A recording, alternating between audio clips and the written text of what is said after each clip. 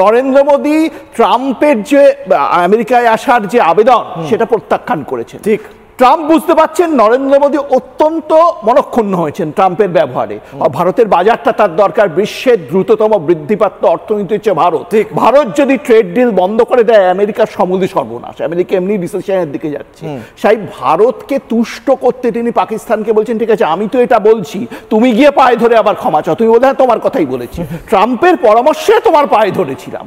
অর্থাৎ পাকিস্তানকে দিয়েই ক্ষতে মলম লাগাবার চেষ্টা করছেন ট্রাম্প। ট্রাম্প একজন ব্যবসায়ী, তিনি ব্যবসা করছেন, কিন্তু এই লড়াইয়ে ইরানের পাশাপাশি পাকিস্তানও শেষ হয়ে যেতে চলছে। ভারতকে কোনো গোলাগুলি চালাতে হবে না, ইরানের আঘাতে পাকিস্তান মরবে, আর পাকিস্তান থেকে আমেরিকা আক্রমণ করবে, পারমাণবিক আক্রমণ চালাতে পারে, ইরানও ধ্বংস হবে। তাই জন্য পাকিস্তানের পরিস্থিতি ঠান্ডা হওয়াটা ট্রাম্পের জন্য জরুরি ছিল, তাই তো। এবং ভারত যে ট্রাম্পের কথা শুনবে না তিনি জানতেন, কিন্তু তার পরামর্শটা অত্যন্ত ভালো ছিল।